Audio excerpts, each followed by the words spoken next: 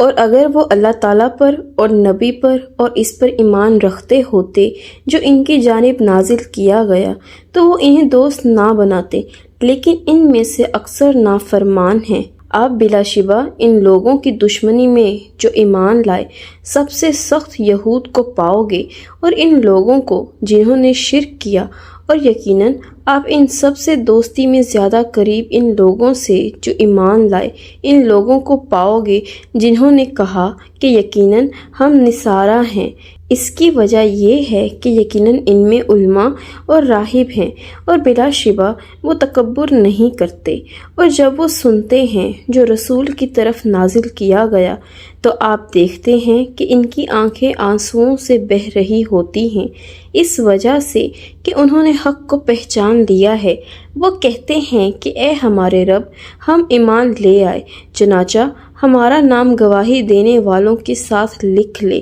اور ہمیں کیا ہے کہ اللہ تعالیٰ پر اور اس حق پر ہم ایمان نہ لائیں جو ہمارے پاس آیا ہے، جبکہ ہم یہ حرص رکھتے ہیں کہ ہمارا رب ہمیں نیک لوگوں کے ساتھ شامل کر لے۔ سو اللہ تعالیٰ انہیں اس بات کے بدلے میں جو انہوں نے کہا ایسے باغات دے گا جن کے نیچے نہریں بہتی ہیں، ان میں وہ ہمیشہ رہنے والے ہیں، اور یہ نیک عمل کرنے والوں کی جزا ہے۔ اور جن لوگوں نے کفر کیا اور ہماری آیات کو جھٹلایا وہی لوگ دوزخ والے ہیں۔ اے لوگو جو ایمان لائے ہو، ان پاک چیزوں کو حرام نہ ٹھہراؤ جو اللہ تعالیٰ نے تمہارے لیے حلال کی ہیں، اور نہ ہی حد سے بڑھو، یقیناً اللہ تعالیٰ حد سے بڑھنے والوں کو پسند نہیں کرتا۔ اور اللہ تعالیٰ نے تمہیں جو حلال پاکیزہ چیزیں دی ہیں ان میں سے کھاؤ، اور اس اللہ تعالیٰ سے ڈرو جس پر تم ایمان لانے والے ہو۔ اللہ تعالیٰ تمہاری لغو قسموں پر تمہاری گرفت نہیں کرے گا، لیکن وہ ان قسموں پر تمہاری گرفت کرے گا جنہیں تم نے پختہ کیا ہوگا۔ چنانچہ اس کا کفارہ 10 مسکینوں کو اوسط درجے کا کھانا کھلانا ہے جو تم اپنے اہل و عیال کو کھلاتے ہو، یا انہیں کپڑے پہنانا ہے، یا ایک غلام آزاد کرنا ہے۔ چنانچہ جو یہ نہ پائے تو 3 دن کے روزے رکھنا ہے۔ یہ تمہاری قسموں کا کفارہ ہے جب تم قسم کھا بیٹھو، اور اپنی قسموں کی حفاظت کرو، اور اس طرح اللہ تعالیٰ اپنے احکامات تمہارے لیے بیان کرتا ہے تاکہ تم شکر ادا کرو۔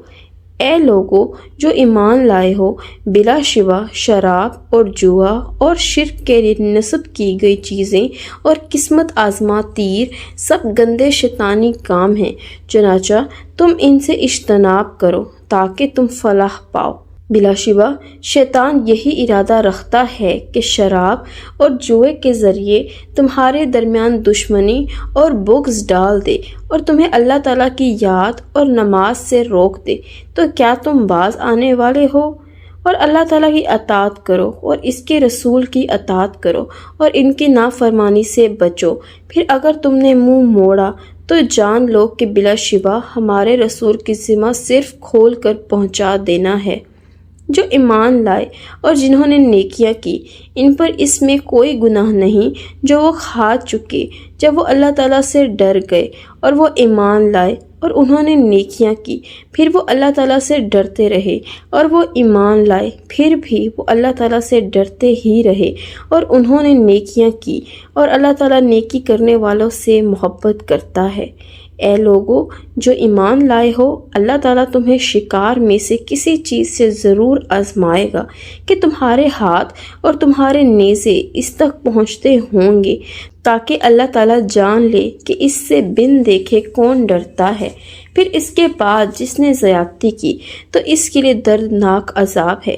اے لوگو جو ایمان لائے ہو، جب تم حالت احرام میں ہو تو شکار کو نہ مار ڈالو، اور تم میں سے جو بھی جان بوجھ کر اسے مار ڈالے تو اس کا بدلہ اس کی مانند جانور ہے جو اس نے مارا ہے۔ اس کا فیصلہ تم میں سے 2 عادل آدمی کریں گے۔ یہ کعبہ پہنچنے والی قربانی ہے یا کفارے میں مسکینوں کا کھانا ہے یا اس کے برابر روزے ہیں، تاکہ وہ اپنے کام کا مزہ چکھے۔ جو کچھ گزر چکا اللہ تعالیٰ نے اسے معاف کر دیا، اور جس نے دوبارہ یہی کیا تو اللہ تعالیٰ اس سے انتقام لے گا، اور اللہ تعالیٰ سب پر غالب بڑے انتقام والا ہے۔ تمہارے لیے سمندر کا شکار اور اس کا کھانا حلال کر دیا گیا ہے، جو تمہارے لیے اور قافلوں کے لیے سامان زندگی ہے، اور جب تک تم حالت احرام میں ہو تم پر خشکی کا شکار حرام کر دیا گیا، اور اللہ تعالیٰ سے ڈر جاؤ جس کی طرف تم سب کو اکٹھا کیا جائے گا۔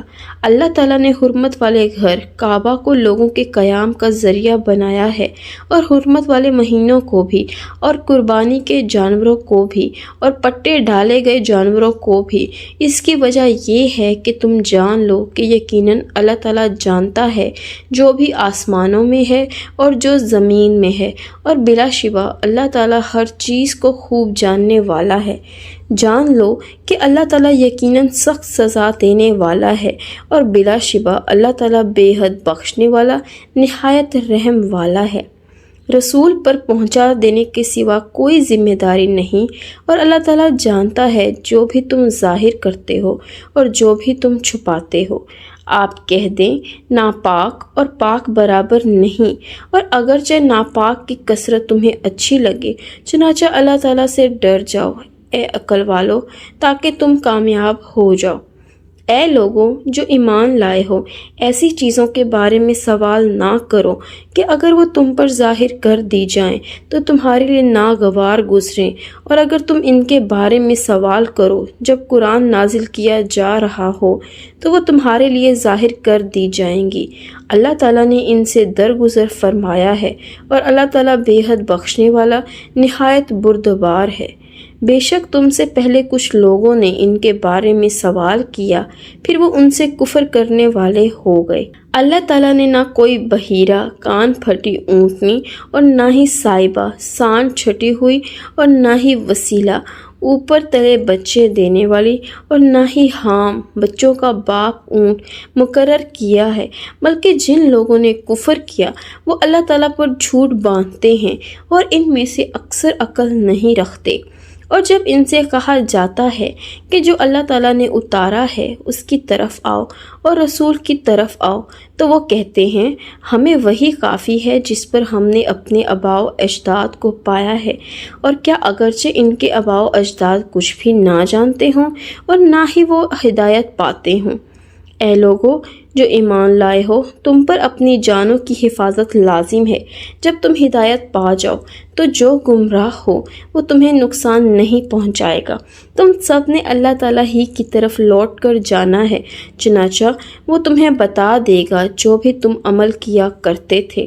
اے لوگو جو ایمان لائے ہو، تمہارے درمیان وصیت کے وقت گواہی ہو، جب تم میں سے کسی کی موت آ جائے، تم میں سے دو عادل آدمیوں کی یا غیروں میں سے دو گواہ ہوں۔ اگر تم زمین میں سفر کر رہے ہو، پھر موت کی مصیبت تمہیں پہنچے، اگر تمہیں شک ہو تو دونوں گواہوں کو نماز کے بعد روک رکھو، پھر وہ اللہ تعالیٰ کی قسم کھا کر کہیں کہ ہم اس کے بدلے کوئی قیمت نہیں لیں گے، اگرچہ کوئی قرابت دار ہی کیوں نہ ہو، اور نہ ہی اللہ تعالیٰ کی گواہی کو ہم چھپائیں گے، بلا شبہ اس وقت ہم ضرور گناہ گاروں میں سے ہوں گے۔ پھر اگر معلوم ہو کہ وہ دونوں وقتاً گناہ کے مرتکب ہوئے ہیں تو جن کا حق مارا گیا ہے ان میں سے دوسرے دو افراد جو وصیت کرنے والے کے قریب ترین ہوں ان کی جگہ کھڑے ہوں، پھر وہ دونوں اللہ تعالیٰ کی قسم کھا کر کہیں گے کہ ہماری گواہی ان دونوں کی گواہی سے زیادہ مبنی برحق ہے اور ہم نے کوئی زیادتی نہیں کی، بلا شبہ اس وقت ہم یقیناً ظالموں میں سے ہوں گے۔ یہی طریقہ قریب ترین ہے کہ لوگ اس طریقے پر گواہی دیں یا وہ ڈریں کہ دوسروں کی قسموں کے بعد ان کی قسمیں رد کر دی جائیں گی، اور اللہ تعالیٰ سے ڈر جاؤ اور سنو، اللہ تعالیٰ نافرمان لوگوں کو ہدایت نہیں دیتا۔ جس دن اللہ تعالیٰ تمام رسولوں کو جمع کر کے پوچھے گا تمہیں کیا جواب ملا تھا، وہ کہیں گے ہمیں کچھ علم نہیں، بلا شبہ بہت زیادہ غیب جاننے والے آپ ہی ہیں۔ جب اللہ تعالیٰ فرمائے گا کہ اے عیسیٰ ابن مریم، اپنے اوپر اور اپنی والدہ پر میرے انعام کو یاد کرو جب میں نے روح پاک سے تمہاری مدد کی، تم لوگوں سے ماں کی گود میں بھی اور بڑی عمر میں بھی کلام کرتے تھے، اور جب میں نے تمہیں کتاب و حکمت اور تورات و انجیل کی تعلیم دی، اور جب تم میرے حکم سے مٹی سے پرندے کی صورت جیسی بناتے تھے، پھر تم اس میں پھونک مارتے تھے تو وہ میرے حکم سے حقیقی پرندہ بن جاتا تھا، اور تم پیدائشی اندھے اور کوڑی کو میرے حکم سے تندرست کر دیتے تھے، اور جب تم میرے حکم سے مردوں کو زندہ کرتے تھے، اور جب میں نے بنی اسرائیل کو تم سے روکے رکھا، جب تم ان کے پاس کھلی نشانیاں لے کر آئے، تو ان میں سے ان لوگوں نے کہا جنہوں نے کفر کیا کہ یہ کچھ نہیں ہے مگر ایک کھلا جادو ہے۔ اور جب میں نے حواریوں کے دل میں ڈال دیا کہ مجھ پر اور میرے رسول پر ایمان لاؤ، انہوں نے کہا کہ ہم ایمان لائے ہیں، اور آپ گواہ رہیں کہ یقیناً ہم فرما بردار ہیں۔ جب حواریوں نے کہا، اے عیسیٰ ابن مریم، کیا آپ کا رب استطاعت رکھتا ہے کہ آسمان سے ہمارے لیے ایک خون اتار دے؟ عیسیٰ نے کہا، اگر تم مومن ہو تو اللہ تعالیٰ سے ڈر جاؤ۔ حواریوں نے کہا، ہم چاہتے ہیں کہ اس میں سے ہم کھائیں اور ہمارے دل مطمئن ہو جائیں، اور ہم جان لیں کہ آپ نے ہم سے واقعی سچ ہی کہا ہے، اور ہم اس پر گواہی دینے والوں میں سے ہو جائیں۔ عیسیٰ ابن مریم نے دعا کی، اے اللہ ہمارے رب، آسمان سے ہم پر ایک خون اتار جو ہمارے پہلوں اور پچھلوں کے لیے عید ہو اور تیری طرف سے ایک نشانی ہو، اور ہمیں رزق عطا فرما، اور تو رزق عطا کرنے والوں میں سے بہترین ہے۔ اللہ تعالیٰ نے فرمایا، میں وہ خون تم پر نازل کرنے والا ہوں، چنانچہ اس کے بعد تم میں سے جو شخص ناشکری کرے گا تو اس کو میں یقیناً ایسا عذاب دوں گا جو جہانوں میں سے کسی کو نہ دیا ہوگا۔ اور جب اللہ تعالیٰ فرمائے گا کہ اے عیسیٰ ابن مریم، کیا تم نے لوگوں سے کہا تھا کہ مجھے اور میری ماں کو اللہ تعالیٰ کے علاوہ معبود بناؤ؟ وہ کہے گا، آپ پاک ہیں، میرا یہ کام نہ تھا کہ میں وہ بات کہتا جس کا مجھے کوئی حق نہ تھا۔ اگر میں نے وہ کہا ہوتا تو یقیناً آپ کے علم میں ہوتا۔ آپ جانتے ہیں جو میرے نفس میں ہے، اور میں وہ نہیں جانتا جو آپ کے نفس میں ہے۔ بلا شبہ آپ ہی پوشیدہ باتوں کو خوب جاننے والے ہیں۔